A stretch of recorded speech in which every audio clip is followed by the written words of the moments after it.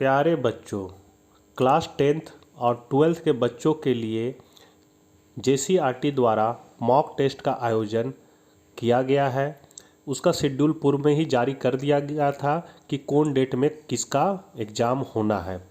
तो आज 28/11/2022 को इतिहास और हिंदी इलेक्टिव और हिंदी कोर का एग्ज़ाम हुआ, जिसका आंसर आप लोगों को इस वीडियो के माध्यम से बता रहा हूँ। हम लोग इस वीडियो में इतिहास के प्रश्नों के उत्तर को देखेंगे। परीक्षा उपयोगी हैं, इसको आप लोग नोट डाउन कर सकते हैं। शुरू करने से पहले आपसे निवेदन है कि अपने चैनल DRGP82 पर नए हैं तो चैनल को जरूर सब्सक्राइब कर ले। तो चलिए हम लोग आज कुछ नया सीखते हैं। ये पूर्णांक 30 अंक का है। पास होने के लिए 10 अंक लाना था। समय 1 घंटा का था। पहला क्वेश्चन है, अल बरूनी ने किताब उल हिंद की रचना किस भाषा में की? तो अरबी भाषा में। सिंधु घाटी सभ्यता की जुड़वो राजधानी थी? तो हड़प्पा मोहनजोदड़ो। किस मुगल सम्राट ने तंबाकू पर प्रतिबंध लगाया? तो जहांगीर ने। अस्थाई बंदोबस्त व्यवस्था कहाँ लागू की गई थी? तो बंगाल में। और लास्ट ऑब्जेक्टिव क्वेश्चन है, ब्रिटिश ईस्ट इंडिया कंपनी की स्थापना कब हुई? तो 1600 ईस्वी में। अगला क्वेश्चन है, हड़प्पा सभ्यता एक शहरी सभ्यता थी, कैसे? तो इसका आंसर है, हड़प्पा के लोगों का जीवन बहुत ही सुगम और शांतिपूर्ण था। हड़प्पा समुदाय ग्रामीण इलाकों में रहता था। वे लोग बहुत ही अच्छे विचारों के और मददगार लोग थे। वे बिल्कुल भी खतरनाक नहीं थे। जिन बड़े शहरों के घरों में लोग रहते थे, वे घर 5 फुट की लंबाई और 97 फुट की चौड़ाई के हुआ करते थे। उनके भवनों में 2 कमरे वाले घर होते थे। हड़प्पा सभ्यता के शहरों को बहुत अच्छी योजना और बड़ी खूबसूरती से बनाया गया था। सड़क के दोनों किनारों पर पंक्तियों में घर बनाए गए थे।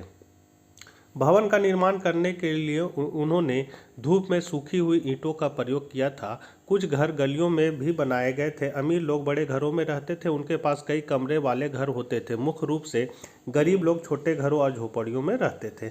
अनाज रखने का कोठार जो 45.71 मीटर लंबा और 15.23 मीटर चौड़ा हुआ करता था। हड़प्पा के दुर्ग में 6 कोठार मिले हैं जो ईंटों के चबूतरे पर 2 पांतों में खड़े हैं। जनता के लिए मोहनजोदाड़ो द्वारा स्नानगार की खोज की गई। यह सिंधु सभ्यता की मुख्य सुविधा में से एक है। हड़प्पा सभ्यता के शहरों में मकान बनाने के लिए भी धूप में सूखी हुई ईंटों का इस्तेमाल किया जाता था। शहर में मंदिर बनाने के लिए कई ईंटें और मिट्टी का इस्तेमाल होता था। जल निकासी से बचने के लिए उन्होंने जलाशय बनाए और उसमें मिट्टी का उपयोग किया। बौद्ध धर्म के लोगों के लिए स्नानगार का निर्माण किया गया था। पूजा करने वाले कपड़े बदलने के लिए छोटे कमरे इस्तेमाल करते थे तथा इसके बाद देवी की पूजा करते थे। सिंधु घाटी सभ्यता में जल निकासी प्रणाली बहुत व्यवस्थित क्रम में थी। हर घर में बहुत अच्छी सुविधा के लिए नाली व्यवस्था का प्रयोग किया गया था। प्रत्येक घर से पानी की निकासी का स्थान ईंटों से बनाया गया था। घरों में पानी का उपयोग करने के बाद पानी बहकर नाली में जाता था। पानी की निकासी के लिए नालियां बनाई गई थी। नाले को बंद करने के लिए उन्होंने बड़े पत्थर का इस्तेमाल किया, जिससे हानिकारक रोगों से बचा जा सके। नालियों को सड़क के भूमिगत मैदान के किनारे पर बनाया गया था। नालियों की जल निकासी सड़क के साथ जुड़ी हुई थी। अगला क्वेश्चन है, अकबर को राष्ट्रीय सम्राट क्यों कहा जाता है? तो इसका आंसर है, भारतीय शासकों में अशोक के बाद मुगल बादशाह अकबर एकमात्र ऐसा शासक था जिसे भारत में सांस्कृतिक एकता स्थापित करने के संदर्भ में उसे राष्ट्रीय शासक कहा जाता था। अकबर ने फारसी को राष्ट्रीय भाषा बनाकर हिंदी, संस्कृत, अरबी, तुर्की, यूनानी आदि भाषाओं के प्रमुख ग्रंथों का फारसी में अनुवाद कराकर मुसलमानों के मदरसों में हिंदू बच्चों की शिक्षा का प्रबंध करके तथा हिंदू पाठशालाओं को भी राजकीय सहायता प्रदान करके इस देश में सांस्कृतिक एकता पैदा करने की दिशा में विशेष कार्य किया। इसके अतिरिक्त उन्होंने ललित कलाओं, भवन निर्माण कला, चित्रकला और संगीत के क्षेत्र में हिंदू तथा मुसलमानों की परंपराओं तथा शैलियों के मिलाप में बड़ा सहयोग दिया और इस प्रकार अकबर ने भारतीय संस्कृति के विकसित होने की ओर महत्वपूर्ण कदम उठाए। अकबर द्वारा बनाए गए भिन्न भिन्न कलाओं के नमूने हिंदू मुसलमानों की साक्षी प्रवृत्ति बन गई और अकबर द्वारा संस्कृत तथा हिंदी साहित्य को प्रोत्साहन देने से सांस्कृतिक एकता के उत्पन्न होने में काफ़ी सहयोग मिला।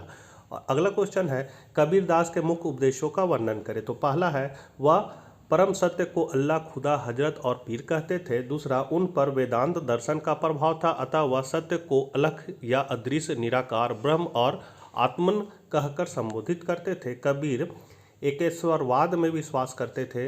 अगला है कबीर मूर्ति पूजा के विरुद्ध थे। मूर्ति पूजा की आलोचना करते हुए उन्होंने कहा है कि यदि पाथर पूजे हरी मिली तो मैं पूजूं पहाड़। कबीर नाम सिमरन की हिंदू परंपरा में विश्वास करते थे। कबीर ने धार्मिक क्षेत्र में व्याप्त पाखंडों एवं बाह्य आडंबरों का घोर विरोध किया। हिंदू मुस्लिम दोनों के धर्म ग्रंथों के अंधभक्ति, तीर्थ यात्रा तथा अन्य आडंबरों की उन्होंने कटु आलोचना की। अगला क्वेश्चन है हड़प्पा सभ्यता के 5 प्रमुख स्थलों का वर्णन करें। तो हड़प्पा संस्कृति के लगभग 1000 स्थलों की जानकारी, परंतु परिपक्व हड़प्पा संस्कृति के स्थल लगभग 1 दर्जन है जो निम्नलिखित है। पहला हड़प्पा, यह स्थल पश्चिमी बंगाल में मिट्टगुमरी जिले में स्थित है। इसके उत्तर से विशाल और समृद्ध नगर का अवशेष प्राप्त हुआ है। दूसरा है मोहनजोदाड़ो, यह सिंधु के लरकाना जिले में सिंधु नदी के तट पर स्थित है। यहाँ से समृद्ध नगर के साथ साथ एक विशाल सार्वजनिक स्नानगार भी प्राप्त हुआ है। तीसरा है चन्नूदड़ो, यह मोहनजोदाड़ो से दक्षिण पूर्व दिशा में 130 किलोमीटर की दूरी पर स्थित है। यहाँ से भी नगर का अवशेष मिला है। फिर है लोथल, यह स्थल काठीवाड़ा में स्थित है। विद्वानों के अनुसार यह हड़प्पा संस्कृति का एक बंदरगाह था। संभवतः यहाँ सती प्रथा भी थी। फिर है कालीबंगन, यह राजस्थान के गंगानगर जिले की घाघर नदी के किनारे स्थित है। यहाँ से भी पूर्ण नगर का अवशेष मिला है। फिर है बनावली, यह हरियाणा के हिसार जिले में है। यहाँ से हड़प्पा पूर्व हड़प्पा कालीन संस्कृतियों के अवशेष मिले हैं। फिर है सुतका, गडोर और सुरकोथड़ा, इन समुद्री तट नगरों में परिपक्व हड़प्पा संस्कृति के अवशेष मिले हैं। फिर है रंगपुर और रोजड़ी, ये काठीवाड़ा प्रायद्वीप में है। यहाँ उत्तर हड़प्पा के अंश मिले हैं। और लास्ट क्वेश्चन है अस्थायी बंदोबस्त के गुण दोषों की विवेचना करें। तो इसका पहला है भारत में भूमि का स्थायी प्रबंध करने का श्रेय लॉर्ड कॉर्नवालिस को है। भू राजस्व के क्षेत्र में व्याप्त अराजकता की स्थिति को दूर करने का स्पष्ट आदेश लंदन स्थित कंपनी के निर्देशों द्वारा दिया गया था। दूसरा, कॉर्नवालिस ने भूमि प्रबंध निश्चित करने के पूर्व इसका गहन अध्ययन किया और उच्चाधिकारियों के साथ भूमि प्रबंध के संबंध में काफ़ी विचार विमर्श किया। अतः कॉर्नवालिस ने 1790 ईस्वी में एक योजना प्रस्तुत की जिसके अनुसार जमींदारों को भूमि का स्वामी स्वीकार करते हुए एक निश्चित लगान के बदले उनके साथ 10 वर्षों के लिए भूमि प्रबंध किया गया, परंतु इसके लिए भूमि की कोई माप नहीं करवाई गई, ना ही उसकी उर्वरता निश्चित की गई। किंतु कॉर्नवालिस जमींदारों के साथ भूमि का अस्थायी प्रबंध करना चाहता था, क्योंकि उसके विचार में मात्र 10 वर्षों के लिए कोई भी जमींदार भूमि में सुधार कार्यक्रम अथवा पूंजी निवेश नहीं करना चाहेगा।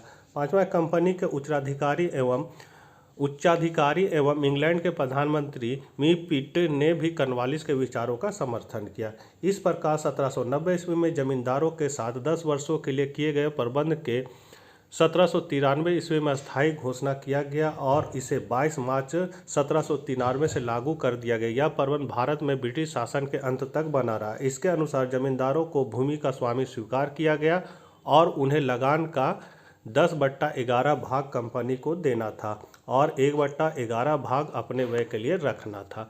तो ये थे मॉक टेस्ट के क्वेश्चन जिसका उत्तर आप लोगों को बता दिए हैं। बहुत जल्द हम हिंदी का भी बता देंगे। मिलते हैं इसी तरह के नेक्स्ट वीडियो में, तब तक के लिए आज्ञा दीजिए। Bye bye.